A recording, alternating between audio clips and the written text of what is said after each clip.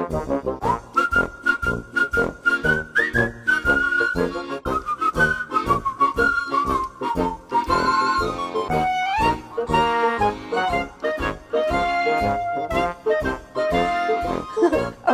folks, I read in the recipes, you know, that they named what kind of cookie scoop they use. This is what I call an ice cream scoop. We have different sizes of ice cream scoops in our family. But I just started using this for making cookies because it makes them consistent. But they called it a number, like a number 40 or something like that. But there are no numbers on this. This we got in Germany, and it, of course, never broke. It's in perfect condition. It's so heavy and sturdy. But I measured it just now. It's 1.5 inches in diameter. The interior measurement is 1.5 inches. So that's what you can go by if you want to make the size cookies that I do. Which, my cookies are about the size of what I always thought a cookie should be. Not when I got into those giant size cookies, you know. Okay, so here we go. So I just start, I mean, this is, we won't do much of this. We'll wait till they come out and have the exciting part. Okay, so just completely flat like this. And I do 4 across. Isn't that adorable? I think I definitely have enough cranberries this time. They really show up. And I do 4 across, and I go down, well, I get 24 on a sheet. So in 2 sheets, I've got almost 50 cookies. And then I make another sheet. So that's 60, 70, like over 70, 75 maybe cookies. So, and these are silicone mats, and they look dreadful, don't they? I think Richard washes them, and he doesn't do a very good job. Or something, but they shouldn't look this bad. But they're clean. They're just strange looking. So I put them right up there. And I just keep on keeping on. When Heather was 5, we had a little birthday gathering. We always said, don't bring gifts, because we have the gifts. So we always made gifts for the children whenever we did have a birthday party, which was rare. And so the people, so the children came. Oh, and the parents never came with the children. It was just the children. And the children came, and we had a big trunk, which Richard dragged out from the cellar of our house and put it out in the grass. And all the children opened it up and found all these amazing things to make things out of, to play, to dress up, just to be crazy. And we just had so much fun with that. I don't remember anything else that we had about that at that time, but I remembered that another birthday that I told my friend about that was really fun. Oh, I should put the photo of it up. Maybe on Instagram I will. It was when we lived in England, and Heather was 7. I think she was 7, yes. And she had a birthday party. And it was a surprise, because she never knew what day of the week it was. Anyway, she didn't know anything about what month or anything. So it was easy to make it a surprise. So, and we never talked about birthdays. So we had this surprise birthday party. We invited all of her friends, and actually her best friend was Mr. Baker. Mr. Baker owned the sweet shop in the village. And he would meet Whitaker after school, and I'll just never forget this one time. Oh, they'd go for walks in the woods and things, and they had so much fun. And he had a dog named Spot. And we had a turtle named Rosie. She lived in the rose garden, and or a tortoise, I guess. And anyway, we just had this wonderful little storybook life. And one time in the spring, in England, when the wild strawberries come, Mr. Baker said to Heather, "Come on, Heather, we're going to go for a walk, and I'm going to show you a surprise." So he had filled his pockets with confectioner's sugar. He wore this old tweed jacket that had been in every rainstorm. The pockets sagged like this. The opening, everything was just sagging. And so he and Whittaker went off for a little trot in the sunny little afternoon after school day. And they would go pick wild strawberries, and Heather would dip it into his pocket and fill it with, dip the strawberry into the confectioner's sugar. And that's how they ate their strawberries. It was so cute. It was just amazing. They had her whole experience there was just so precious. Oh, just every Sunday. It was an odd little village. It was half local people with a thick Devon accent, and half aristocrats, retired military, I don't know what you call them. What's the one that starts with an A? Admirals. There was an admiral. I just remember that. And generals and things like that. Just a few. It was a tiny village, so it wasn't many people at all. And one of these retired officers, very rugged man, every Sunday morning before Sunday school, he would meet the children, because we lived on the River Dart, and in Dartmoor, and on the moors on the River Dart. And so he wanted all the children in the village to know how to swim. So he'd get all the children together, and before Sunday school, he would take them down to the sea, and freezing cold, gray, always gray, like today, just like this, just horrible weather. And they'd go and all run in that cold sand in their little bare feet, and they'd strip down they'd take their towel and change their clothes and go in right into the sea. And they just learn to not notice the temperature, and to learn to deal with the waves and the movement of the water. And they just learned so much. And then Heather always went to Sunday school with wet hair. Like I used to go to school with wet hair every day. So it was just such a bucolic experience, really, pretty special. Telling stories always helps to make the time pass when it's boring work.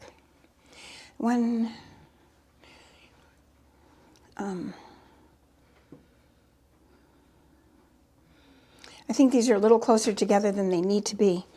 I might spread them out a bit. Oh my goodness, we did not add too little of anything. Oh, I think these are going to be hardly any dough in the cookie.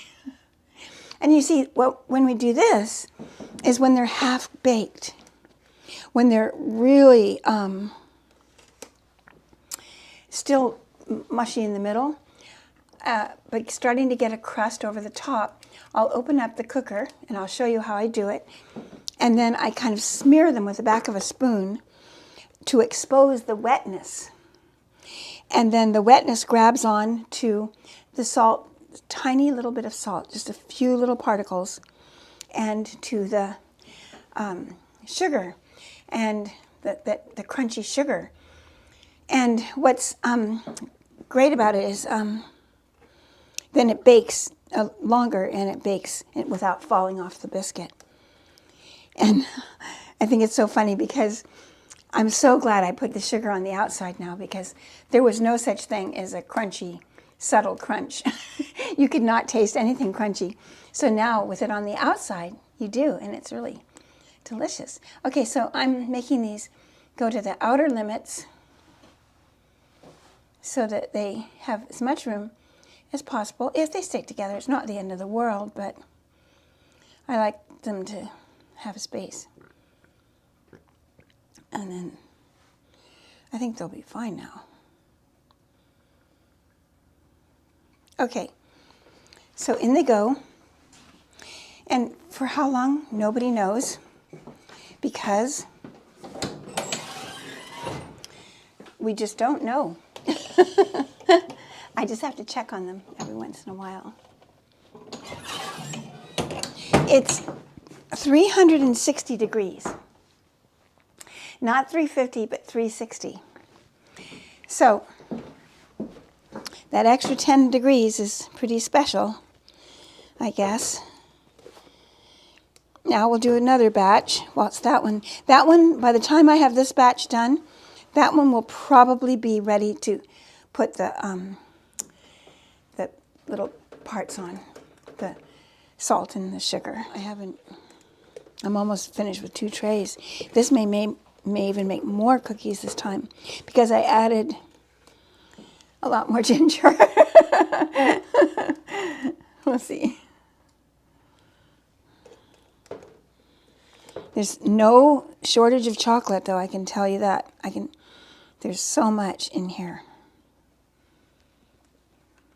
Okay. So now I think that these others are ready to do the toppings. See what I mean? They're sort of half-baked.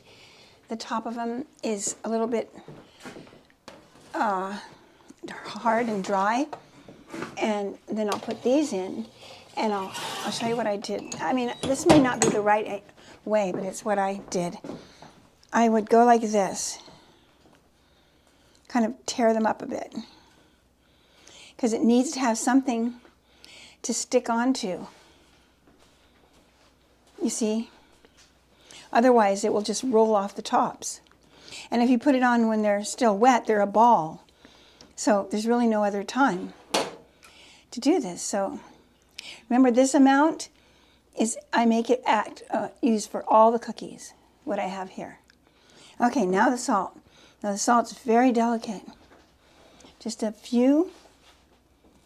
Ooh, that was too much. It's very powerful, this salt.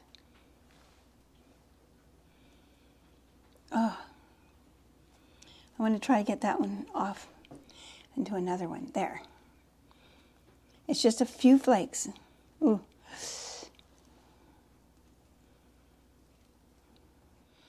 I hope. Okay, so these go back in. And in a couple of minutes, the others will be ready. Well, several minutes. And then these will be ready to come out. But we have to watch it that they don't bake for too long. And so we have to take them out when they don't look ready. It's very strange, but like, now what do you think? Ouch. Let's put these in the light and see. They might be ready. You think? Let's try it. They may be too soon. I hope not. These are almost ready to do the smear.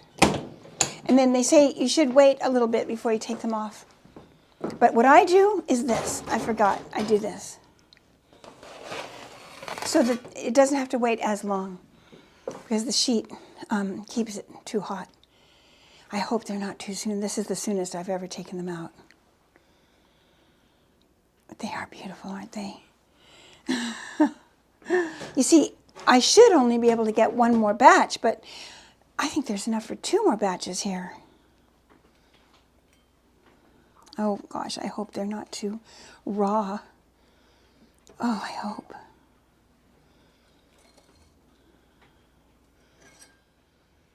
That looks really good.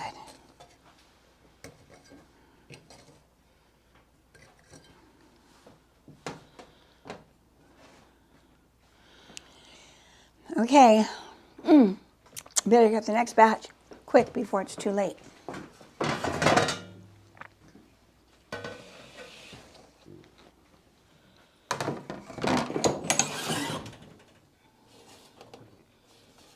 Yep. Oh! Oh! Oh, I put them too close to the edge. Oh! Oh dear, we're going to have to eat these. These two. That's a shame. We have to eat these. Prematurely. Okay, I better hurry up and close this up before I do any more damage. See, they're a little tender when they're still barely cooked like this. Okay. Well, these are already smeared. Maybe I could put this one back together. I think I can. I could put this on here. I'll bet you it'll be one of the prettiest cookies of all. See?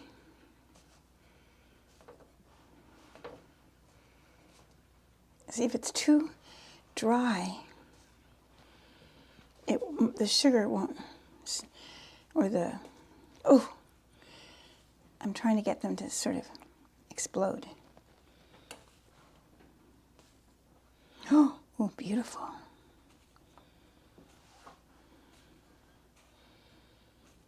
There. Now,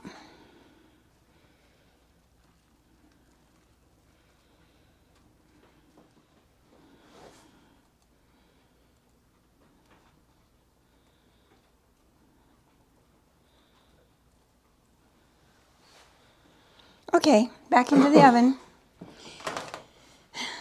This poor thing. Ooh, that's going to be a funny little cookie.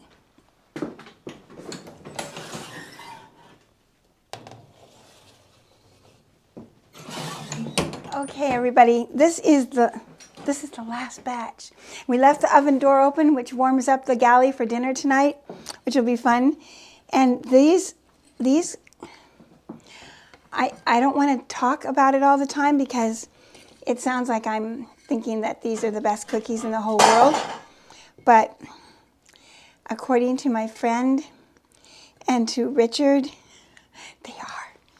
They're really good. They are so delicious. Now, as you'll notice, these are darker and these are lighter. And we like them both. We seem to... Where's the other? Oh, here. They're everywhere. They're everywhere. We like them both ways. There's so much to them that even when they're darker, they have a lot of chewiness. I think it's because of the fruit and the ginger. Possibly, maybe why. But they're a huge success.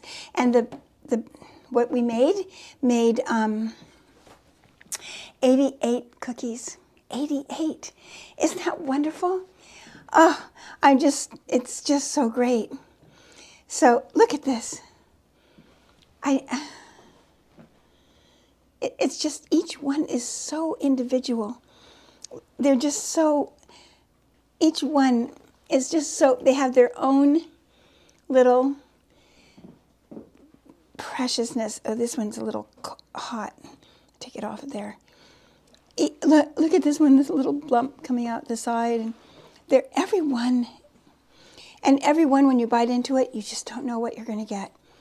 They're all really delicious. So I'm really pleased. And more than anything, even if it was a complete failure, I'm so glad that we got together today. And it's really opened up the block that was in the way of, and someday I will tell you all the stories of this year because they are all having happy endings, and you're the beginning of the happy endings. Thank you so much. Ahoy, mateys.